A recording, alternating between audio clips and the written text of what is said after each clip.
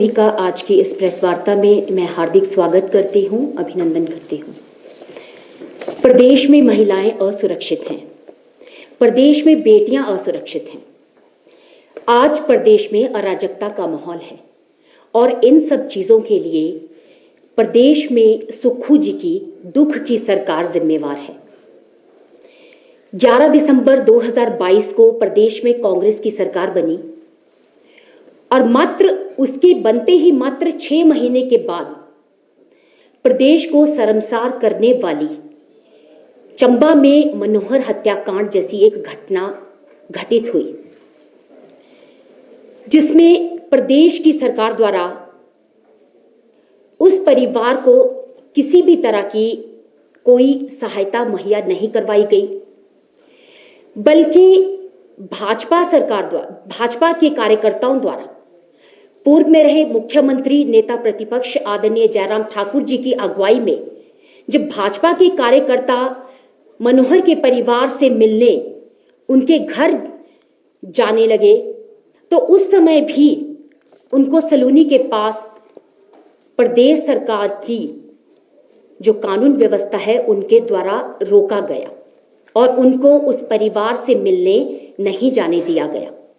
लेकिन फिर भी भारतीय जनता पार्टी ने इसके खिलाफ, इस कुकृत्य के खिलाफ आवाज उठाई और मनोहर को न्याय दिलाने के लिए उन्होंने एकजुट होकर प्रदेश सरकार पर दबाव बनाया। मैं बात करूंगी माननीय मुख्यमंत्री जी के गृह क्षेत्र भोरंज की, जहां पर एक महिला पर इतना गलत व्यवहार किया गया। वहां पर महिला के बाल काटे गए, महिला का मुंह काला करके उसको पूरे गांव और पंचायत में घुमाया गया। और वो जो एरिया है वो माननीय सुखविंदर सिंह सुक्खू जी का एरिया था। उस समय भी जो सरकार थी वो सोई हुई थी, जो इनका प्रशासन था वो सोया हुआ था, जो हमारा पुलिस डिपार्टमेंट है वो सोया हुआ था। बच्ची के साथ मंदिर के प्रहरी के द्वारा कुकृत्य किया जाता है, उसका रेप किया जाता है। उस समय भी हमारी कानून व्यवस्था सोई हुई थी।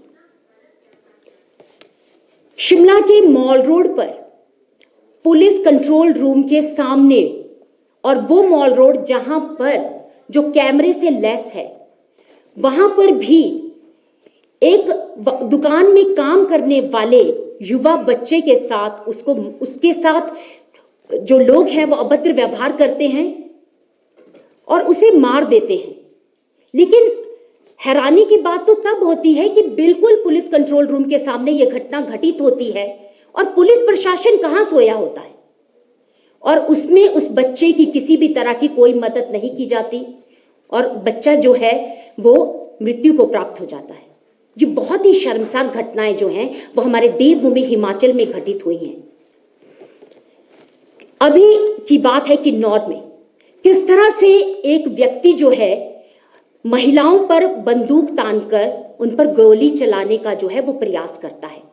वहां पर भी पुलिस के द्वारा कुछ नहीं किया जा रहा है। सुलह विधानसभा क्षेत्र के गदिहाड़ में 50 वर्षीय महिला का मर्डर कर दिया जाता है और उसको जो है वो मुर्गों के पंखों के नीचे उसकी लाश दबा दी जाती है और उसका पता तब चलता है जब खून के धब्बे जो हैं वो गांव के लोग, उसके परिवार के लोग आसपास देखते हैं। लेकिन जब अभी भी अगर आप एसपी का बयान सुनेंगे या वहां की पुलिस का बयान सुनेंगे तो आप पाएंगे कि उस महिला के लिए, उस महिला को न्याय दिलाने के लिए अभी तक जिन लोगों ने इस कुकृत्य को अंजाम दिया है वो अभी तक पकड़ा नहीं गया है। इसी तरह से हमारा जो जोगिंदरनगर मंडी हमारा जो हाईवे है उसमें 50 वर्षीय महिला के साथ सामूहिक बलात्कार किया जाता है और उसको मार दिया जाता है। लेकिन इस मामले में भी प्रदेश सरकार और प्रदेश सरकार का जो कानून व्यवस्था है उसके द्वारा कुछ भी नहीं किया गया है। अब मैं बात करूंगी उस विषय की जो अभी 2 दिन पहले घटित हुआ है। प्रदेश की महिलाओं को प्रदेश के लोगों को ये सोचने पर मजबूर कर दिया है कि क्या वाकई में जिसे हम देवभूमि के नाम से जानते हैं, जिसे हम देवभूमि मानते हैं, क्या वो वाकई में देवभूमि बनकर रह गई है? क्या वहां पर वाकई में महिलाएं सुरक्षित हैं? क्या हम महिलाएं 7 बजे के बाद अपने घर से बाहर निकलने में सुरक्षित महसूस कर रही हैं? और यहाँ पर तो ये आलम हो गया है कि दिन दिहाड़े महिलाओं पर इतने गलत व्यवहार हो रहा है और महिलाओं पर आपराधिक मामले हो रहे हैं। हम सभी जानते हैं कि एक कॉलेज की छात्रा को पर किस तरह से पालमपुर के बस स्टैंड पर तेज हथियार से 10 से 12 बार उस पर आक्रमण किया जाता है। उस बहन की उंगलियां काट दी जाती हैं, उसके सर पे चोट आती है, उसकी गर्दन पर चोट आती है, उसकी बाजू पर चोट आती है। लेकिन मैं पूछना चाहूंगी कि क्या बस स्टैंड में एक भी पुलिस वाला उस समय मौजूद नहीं था? ये किस तरह की व्यवस्था आज प्रदेश सरकार आम जनता को दे रही है?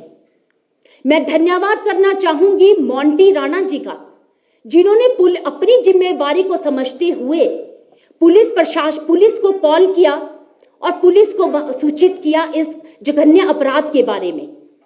मैं धन्यवाद करना चाहूंगी प्रियंका जी का, जिन्होंने मदद की और उस महिला को अस्पताल तक पहुंचाने का कार्य किया।